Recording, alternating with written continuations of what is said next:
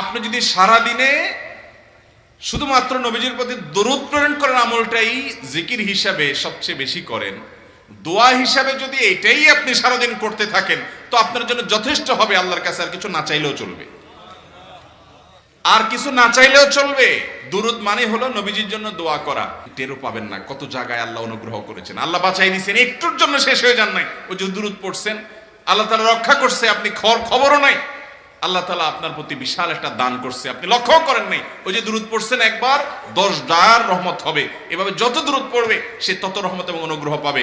এক সাহাবী বলেছেন, ইয়া রাসূলুল্লাহ, আমি আমার দোয়ার কত অংশ আপনার জন্য রিজার্ভ রাখবো? আমি তো আল্লাহর কাছে অনেক কিছু চাইবো, অনেক কিছু নিবেদন করব, আপনার জন্য যেন আল্লাহ রহমত নাজিল করে, এটাই হলো দুরুদ। এই দুরুদটা আমি কি পরিমাণ রাখবো?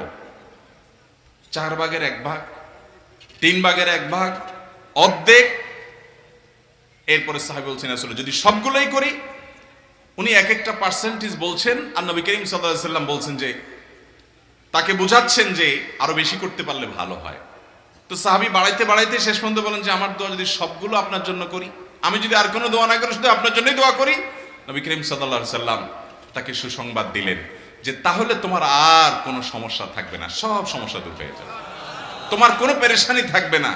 কারণ নবী করিম সাল্লাল্লাহু আলাইহি ওয়াসাল্লাম এর হাদিস থেকে স্পষ্টভাবে, একটি নয় বহু হাদিস থেকে প্রমাণিত, যে ব্যক্তি দুরূদটা নিয়মিত পাঠ করবে, সালাত আলা নবীটাকে যে ব্যক্তি আঁকড়ে ধরবে, সব সময় তার মুখ থেকে সালাত সালাত সালাম চলতে থাকে, এই ব্যক্তির সকল গুনাহ আল্লাহ মাফ করে দিবেন, সকল পেরেশানি আল্লাহ তাআলা মুক্ত করে দিবেন। ভাইরা আমার, দুরুদের আমলটা এত গুরুত্বপূর্ণ আমল। সবচেয়ে শ্রেষ্ঠ দুরুদ, সবচেয়ে উত্তম দুরুদ হলো দুরুদ ইব্রাহিম, যেটা নামাজে পড়েন। আর সবচেয়ে সংক্ষিপ্ত দুরুদ হলো সাল্লাল্লাহু আলাইহি ওয়াসাল্লাম। দুরুদের ব্যাপারে নবী করিম সাল্লাল্লাহু আলাইহি ওয়াসাল্লাম এক হাদিসে বলেছেন, আকসিরু আলাইয়া মিনাস সালাতি মিন ইয়াউমিল জুমআতি ওয়া লাইলাতিল জুমআহ।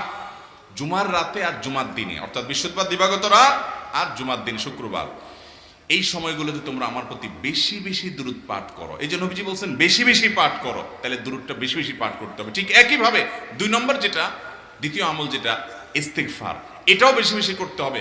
কারণ ইস্তিগফার সম্পর্কে কোন কোন হাদিসের ভাষ্যের মধ্যে মান লাজিমাল ইস্তিগফার ভাষ্য এসেছে, অর্থাৎ যে ব্যক্তি ইস্তিগফারকে আঁকড়ে ধরবে, এটাকে কন্টিনিউয়াসলি করবে, ইস্তিগফার কখনো ছাড়বে না, সবসময় তার মধ্যে ইস্তিগফার অব্যাহত থাকবে, ওই ব্যক্তিকে আল্লাহ রাব্বুল আলামিন বিভিন্ন পেরেশানি থেকে সারপ্রাইজড হওয়ার মতো এমন এমন পথ বের করে দিবে যে সে চিন্তাও করে নাই। তার পেরেশানি থেকে মুক্তির পথ আল্লাহ তাআলা দেখায় দিবেন। ইস্তিগফার কিভাবে করবেন ভাই? ইস্তিগফার এমন একটা আমল, এটা ছাড়া তো আমাদের উপায় নাই ভাই। ইস্তিগফার আমাদের দুনিয়ার পেরেশানি দূর করবে, আখিরাতের পেরেশানি দূর করবে। দুনিয়ার পেরেশানি, আমাদের বিপদ আপদ মুসিবত, এগুলো, রিজিকের অনটন অভাব, এগুলা। আর আখিরাতের পেরেশানি হলো আমাদের পাপ গুনাহ, এগুলা। কোরআনে কারিমে আল্লাহ রাব্বুল আলামিন সূরা নূহের মধ্যে আল্লাহ নবী নূহ আলাইহিস সালাম তার সম্পর্কে বলছেন, ফাকুলতুস্তাগফিরু রাব্বাকুম ইন্নাহু কানা গাফফারা ইউরসিলিস সামাআ আলাইকুম মিদরারা ওয়া ইউমদিদুকুম বিআমওয়ালিন ওয়া বানিন ওয়া ইয়াজআল লাকুম জান্নাতিন ওয়া ইয়াজআল লাকুম আনহারা। তিনি বলেন, আমি বলেছি আমার জাতিকে তোমরা ইস্তিগফার করো, আল্লাহর কাছে ইস্তিগফারটা করতে থাকো, করতে থাকো। রুটি রুজি নাই, চাকরি নাই, ইনকাম নাই, ব্যবসা খারাপ যাচ্ছে, পেরেশানি হচ্ছে, ইস্তিগফার ধরো, কি হবে? ইন্নাহু কানা গাফফারা। যদি ইস্তিগফার করো, 1 নম্বর লাভ হলো আল্লাহ মাফ করে দিবেন গুনাহ। যাতে ফসল ভালো হয়, রিজিক ভালো হয়, সেই ব্যবস্থা আল্লাহ করবেন। ওয়া ইউমদিদুকুম বিআমওয়ালিন ওয়া বানিন, ছেলে মেয়ে হয় না অথবা ভালো ছেলে মেয়ে নাই, আল্লাহ তাআলা নেক সন্তান দিয়ে তোমাকে শক্তিশালী করবেন, সম্পদ দিয়ে শক্তিশালী করবেন। ওয়া ইয়াজআল লাকুম জান্নাতিন ওয়া ইয়াজআল লাকুম আনহারা, আল্লাহ তাআলা প্রসবন দিবেন, ফসল দিবেন, বরকত দিবেন রুজিতে। কিসের মাধ্যমে? ইস্তিগফার। কিসের মাধ্যমে ভাই? ইস্তিগফার। ইস্তিগফার সকল সমস্যার সমাধান। ইস্তিগফারের ভিতরে সবচেয়ে শ্রেষ্ঠ ইস্তিগফার হলো সাইয়্যিদুল ইস্তিগফার। সাইয়্যিদুল ইস্তিগফারটা যদি মুখস্থ না পারেন, অন্তত লিখিত ভার্সনটা পড়েন।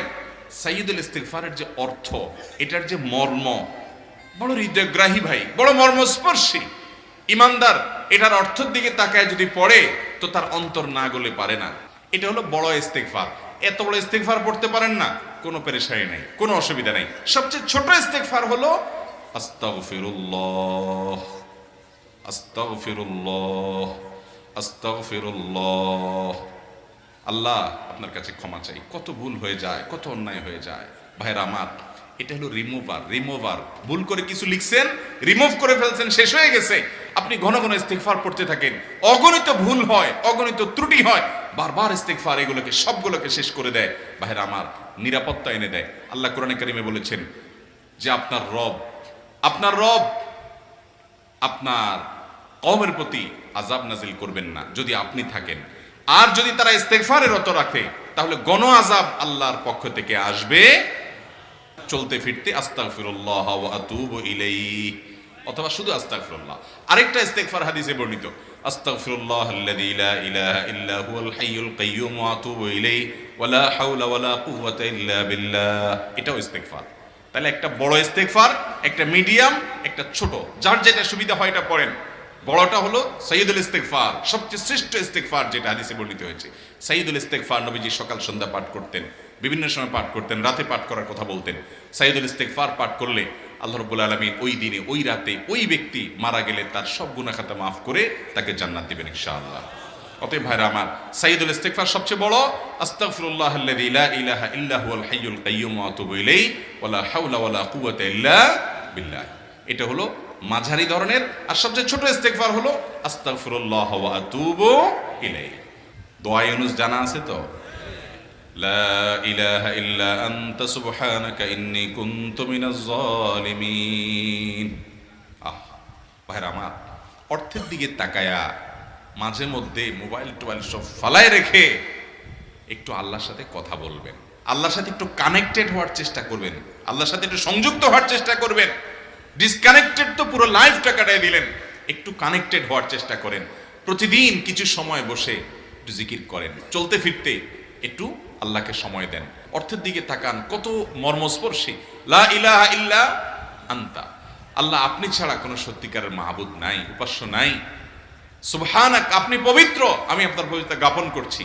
ইন্নী কুনতু মিনাজ জালিমিন, তবে আমি সেসব মানুষদের অন্তর্ভুক্ত যারা নিজের প্রতি নিজে জুলুম করেছে, অবিচার করেছে, অন্যায় করে আমার নিজের পায়ে নিজে কুড়াল মেরেছি বহু। অতএব আপনি আমাদের প্রতি রহম করেন। এই দোয়া পাঠ করে আপনারা সবাই জানেন আল্লাহর একজন নবী, তিনি জীবনের সবচেয়ে কঠিন পরিস্থিতির মুখোমুখি হয়ে এমন বিপদে পড়েছেন যে বিপদ থেকে উদ্ধারের কোনো পথ ছিল না।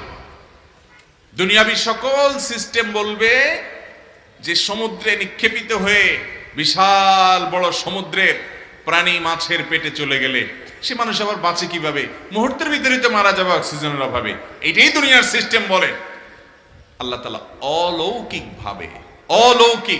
লৌকিক সিস্টেমের ঊর্ধ্বে রেখে আল্লাহ তাআলা তাকে এই বাক্য পাঠ করার কারণে, এর মাধ্যমে আল্লাহ তাকে মুক্তি দান করেছেন। এবং আল্লাহ তাআলা এই ঘটনা কোরআনে উল্লেখ করার পর একটা সুসংবাদ বলছেন আমাদের সবার জন্য, বিরাট বড় আনন্দের সংবাদ। আল্লাহ বলেছেন, ওয়াকাযালিকা নুনজিল মুমিনিন।